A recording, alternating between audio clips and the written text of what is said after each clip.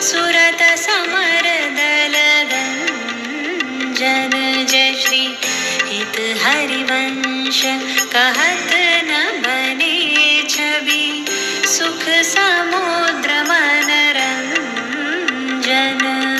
परम कृपालवे श्री सद्गुरु भगवते नमो नमः। श्री राधा सौंदर्यमयी है। प्रिया के प्रत्येक अंगों में सौंदर्य और माधुर्य भरा पड़ा है, पर इस पद में केवल श्री जी के नयनों के माधुर्य और चंचलता का वर्णन आया है।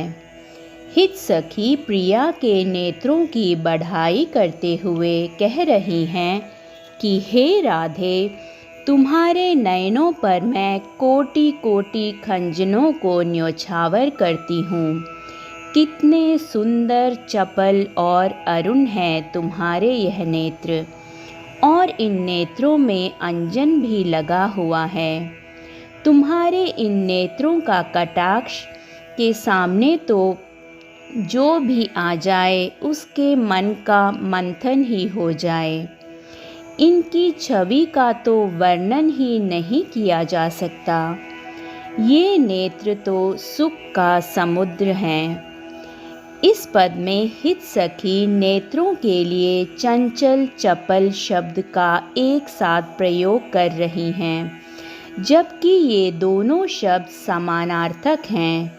एक बार चंचल या चपल कहना भी काफ़ी था, पर एक ही अर्थ वाले इन दोनों शब्दों को एक साथ प्रयोग करने से केवल यह तात्पर्य है कि वे इस भाव की तीव्रता को स्पष्ट करना चाह रही हैं।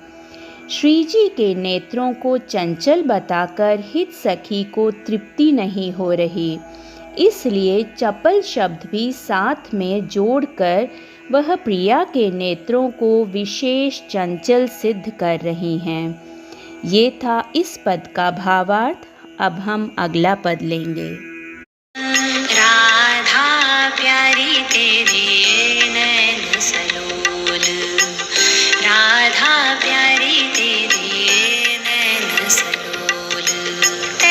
निज भजन कनक तन जोवन, लियो मनोहर मोल। अधर निरंग अलक लट छूटी, रंजित पीक कपोल। तू रस मगन भई नहीं जानत, ऊपर पीत निचोल। कुछ युग पर नख रेख प्रगट, मानो शंकर सिर ससिटोल।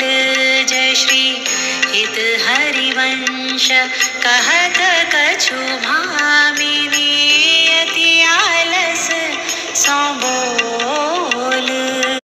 इस पद में श्री प्रिया अपने एकांतिक मिलन की बात को छिपाने का प्रयास कर रही हैं, पर चतुर हित सखी से कहाँ वो कुछ छिपाने में सफल हो पाती हैं। सारी बातें हित सखी के समक्ष प्रकट हो ही जाती हैं। आज भी प्रिया को देखकर हित सखी प्रियतम मिलन की समस्त बातों को जान जाती हैं।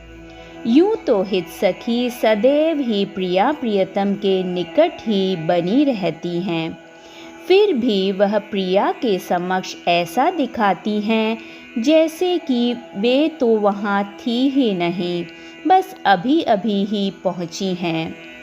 प्रिया स्वभाव से ही थोड़ी शर्मीली हैं।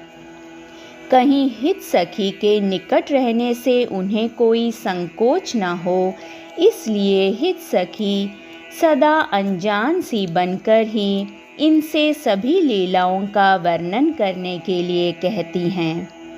हित सखी श्री राधा से कहती हैं कि हे राधे, तेरी आँखें तो आज बड़ी ही चंचल हो रही हैं। तूने अवश्य ही अपने इस गौर अंग से प्रियतम को मोल ले लिया है। तुम्हारी अधरों की लालिमा कहाँ चली गई? और तुम्हारी लटें भी बिखरी पड़ी हैं, और कपोलों पर पीक का रंग कैसे लग गया? तू रस में ऐसी बावरी सी हो गई है कि तुझे यह भी होश नहीं कि तूने आज नीलांबर के स्थान पर पीतांबर ओढ़ लिया है।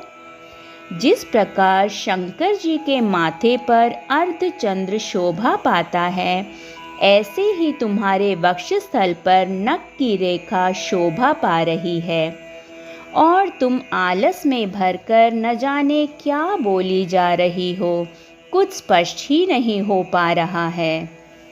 वृंदावन में जितने भी जीव हैं, उन सभी में बस एक ही भाव है, और वह है प्रेम का भाव।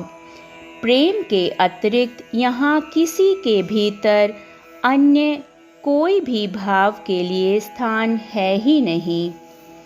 प्रिया को तो ऐसी कोमलांगी बताया गया है कि यदि उनके गालों पर पीक लग जाए तो वह पीक भी उन्हें भार जैसा प्रतीत होता है। भोरी प्रिया ने श्री कृष्ण को किसी जप तप के बल पर अपने वश नहीं किया है, बल्कि उन्होंने उन्हें अपने प्रेम और भोलेपन के बल पर वशवर्ती कर रखा है। तो यदि हमें भी अपनी प्रिया को रिझाना है, तो हमें भी अपने हृदय को प्रेम और भोलेपन से भरना होगा। यह था इस पद का सुंदर सा भावार्थ। अगले पद के साथ जल्द ही मिलेंगे। तब तक के लिए जय श्री राधे।